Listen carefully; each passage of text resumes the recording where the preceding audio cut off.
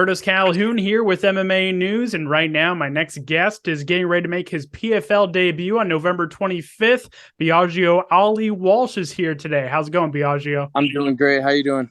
I'm doing good, man. Thanks again for the time. Really do appreciate it. First off, just kind of take me through these past few months from you. Obviously, you got your first MMA win as an amateur and now signing with the PFL. I mean, just kind of hmm take me through the excitement of these past few months. Man, yeah. Since my last fight, it's been a roller coaster. PFL, signed me as an amateur. I'm ended up being asked to fight on the November 25th card for the championship. Uh, Not too long ago, I got kind of sick. I had a fever. The change in weather is going around. Some people are getting bugs and stuff. I had a toe thing going on. I had to get my toenail removed. It's just been a roller coaster, but my eyes are on the prize. My main focus is the fight, and it's just it's a great journey. No doubt about it, man. And Yeah. one thing about the PFL too is obviously they have the season format. And as a former college football player, I mean, what are your thoughts on that season format and just signing with the PFL overall? I think it's great. Like you said, coming from college football and just football in general, it's very seasonal. So in the off season, you're preparing for the season, and then in season, you're fighting or you're competing. So I'm used to that, and I think it's a good transition for me to be able to go from a sport like football that's seasonal and then go into a combat sport that's also seasonal. And it's one of those rare organizations that is seasonal. UFC is kind of year round, but PFL is seasonal. So I think it's really good, and it's going to be easy for me to adjust to, I think. And not only are you signed with the PFL, but you're making your debut at a combat sports venue with so much history, Madison Square Garden. What are your thoughts on that, especially with the Muhammad Ali Frazier rivalries and everything that came with it? Yeah, it's just a blessing, to be able to fight there. I couldn't be more grateful, and I thank God every day for the opportunity.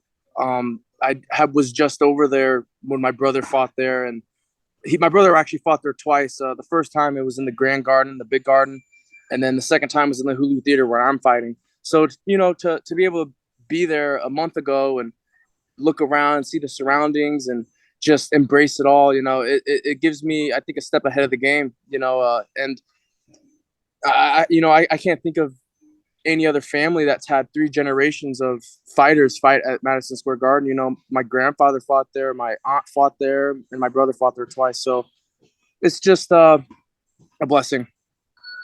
And when you signed with the PFL, did they discuss with you, like a for sure path in terms of going pro? Because you're still an amateur, right? And you just picked up your first MMA win. Have they discussed with you like how close you are to going pro? And I guess kind of give us an idea as to what that path looks like. Yeah, we talked about, when I think I'm ready to go pro. And honestly, I don't know when I'm going to be ready to go pro. I trust my coaches and what they think and when they think I'm ready to go pro. I think, maybe, when I stay consistent, because I'm going to stay consistent, I think if I just stay on the right path and whatnot, and hopefully, God willing, stay injury free after my fights, I think by the end of next year, I'll be ready to turn pro and get the ball rolling. But for right now, I'm still an amateur. I'm trying to get as much experience as possible. I want to fight after fight after fight. And that's like the only thing I'm set on right now. As the grandson of Muhammad Ali, how important is it for you to, not only continue the family legacy, but also carve your own legacy and your own story? How important is that for you? Oh, it's super important, and at the end of the day, that's what every fighter wants to do, whether they come from a famous background or not. Every fighter wants to make a name of themselves and create their own legacy. That's exactly what I'm trying to do. The only difference I have is that I have a famous grandfather, a world icon that people look up to. And yeah, so it is very important to me. And I also am embracing the fact that I'm in a different sport, so, my grandfather made his name in boxing, Layla did her thing in boxing. My brother's doing his thing in boxing, I'm just going to do my thing in MMA, and then who knows if it continues, but for right now, I'm going to be the driver. No doubt about it, man. And talk to me a little bit with that process when you were done playing college football. You were kind of trying to figure out what you wanted to do next.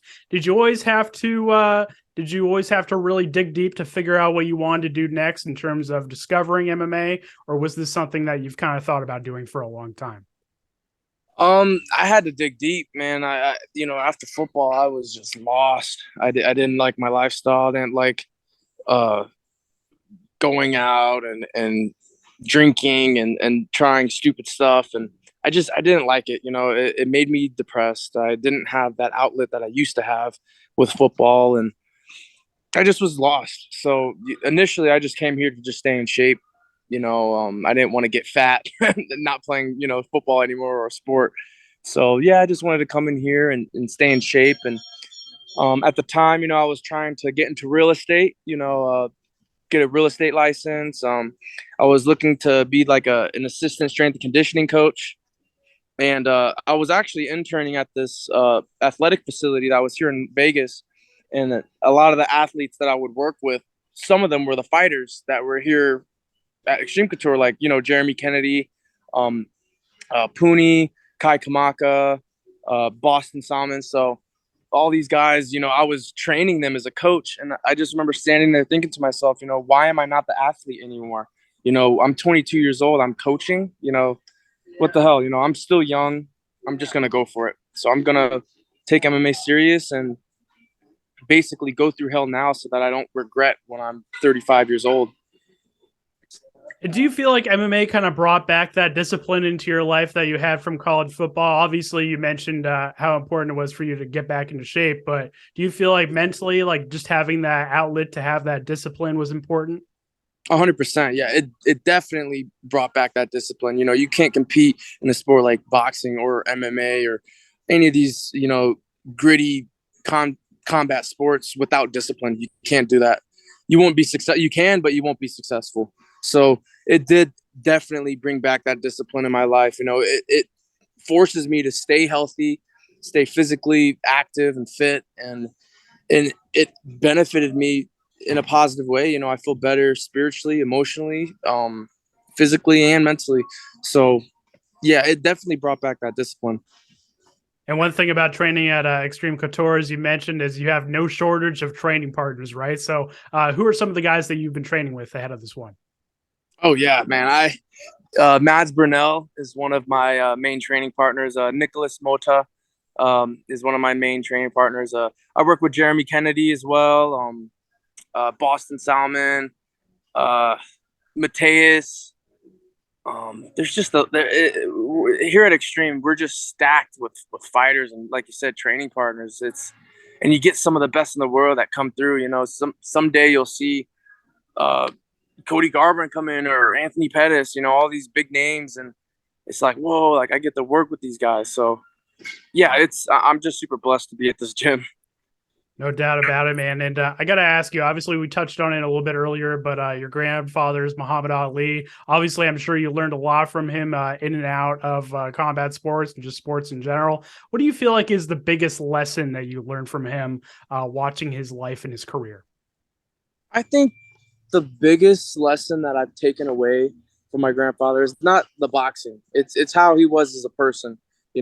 He at some point in his life he had the world by the balls, and he never acted like he was above somebody else. He never acted like outside of the ring. Obviously, you got to have that confidence and that trash talk, when you're in the ring, especially for show. But outside of the ring, he never looked at himself as above someone else. When he would go to restaurants to meet the president, before he would meet the president, he'd go in the kitchen and say hi to the cooks and all those people. And, that's why he was called the people's champ. And I think that it was the stuff that he did outside of boxing that really stuck with me, his humbleness and kindness. He never said no to an autograph or a picture. He was just the coolest person ever. He would shadow box with strangers, off the street. And everybody has those stories, and I still hear about those stories. So thank you, bro. Everybody has those stories and they talk about them. And when I hear that stuff, it's very heartwarming to me. So, and it's inspiring. So that to me is the biggest takeaway with my grandfather, because, when you pass away, you don't take the Lamborghini, you don't take the home with you. You don't take this, you take how you treated people and the impact that you made on people. So that's the biggest inspiration to me. What's your message to the PFL fans ahead of your debut? I'm the first fight of the night. You know, I'm looking to set the tone, and I'm just excited to be able to perform for you guys. That's what's up, man. Well, Biaggio, it was great to meet you. Great to chat with you. I'm sure we'll chat again soon. All the best with these final days of camp, and I'm sure we'll chat again soon, man. Thank you so much. Thank you so much. I appreciate it.